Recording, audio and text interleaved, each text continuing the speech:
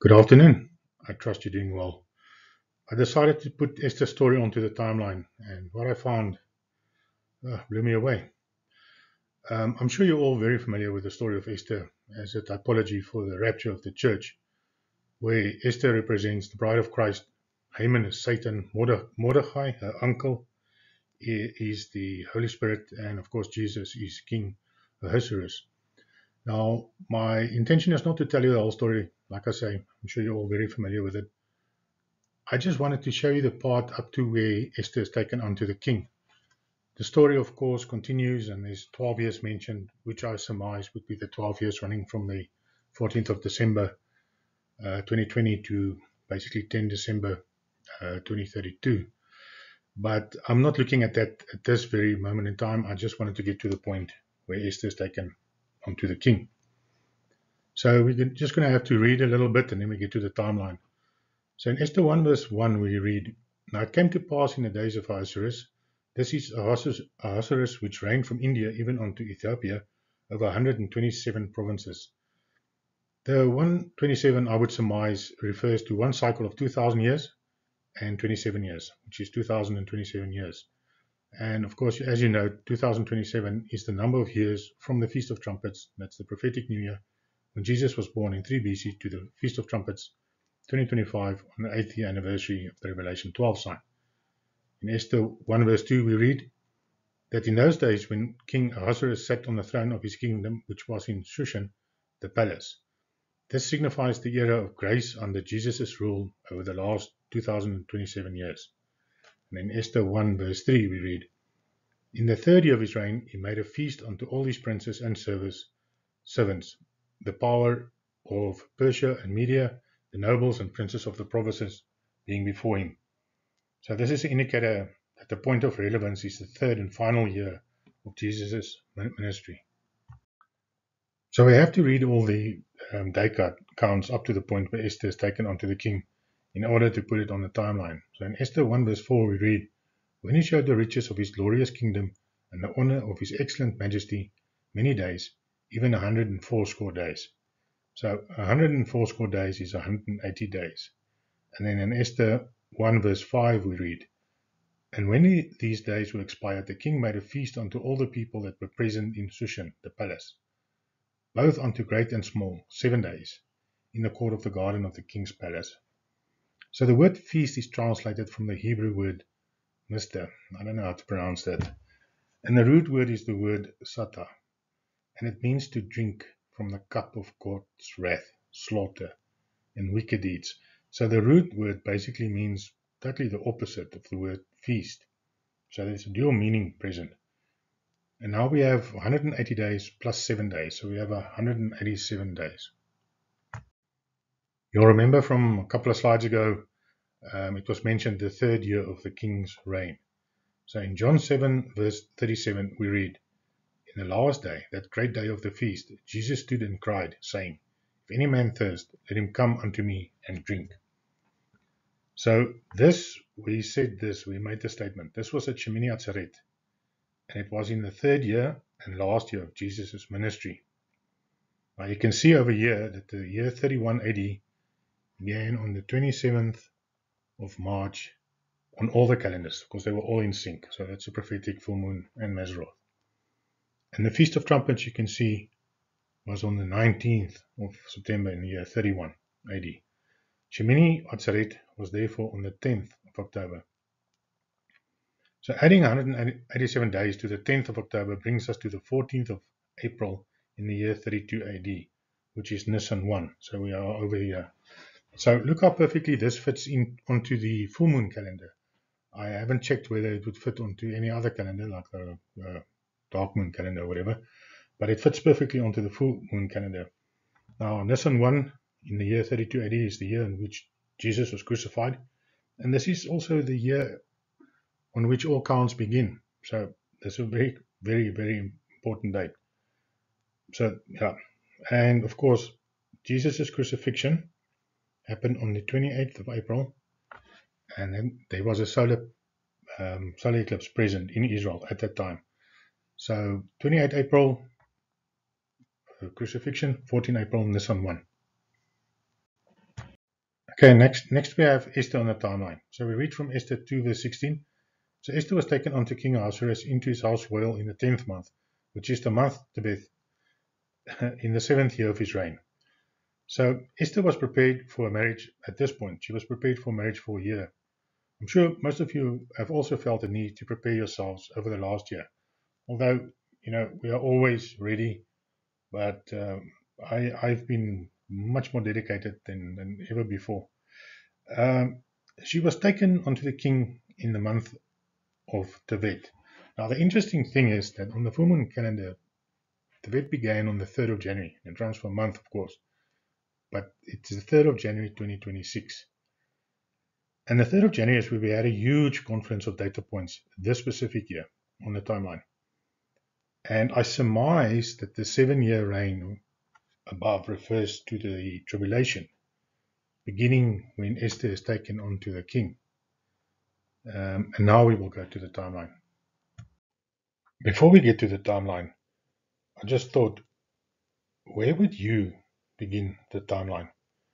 Obviously, I asked the same question of myself, and my thinking process was sort of like, it would have to be a day of significance, a day that stands out from any other day or any other year. Something that can represent the day when Jesus said that if any man is thirsty, let him come to me and drink. Only one such day happened in 2025. Jesus said that he would give us signs in the heavens. Jesus gave us 3i Atlas specifically for this purpose. 3i Atlas happened on the 1st of July 2025. This is also the day on which the Israelis slaughtered the red heifer. So obviously, this day also held major significance for the Israelis, because I believe that that's the first time that a red heifer or heifer has been slaughtered in millenniums. So it is a major significant day. Okay, before we get to the interesting part, I just want to show you that I've combined Paul's two separate timelines. The one that began on the 6th, 7th of September. It's actually the 6th. Let's see, the 7 is crept back in there. Up to the 3rd of January, and then the 23, 24 September Feast of Trumpets up to the 17th of January. And I've removed the day counts because that would just be too confusing.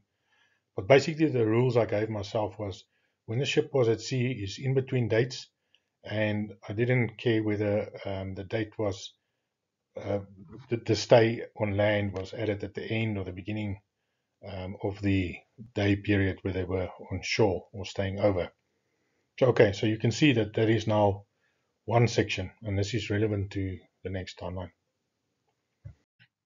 Okay, now we get to the Esther timeline. So you can see that I've created a parallel timeline here because this is getting too cluttered and it's just a mess of confusion.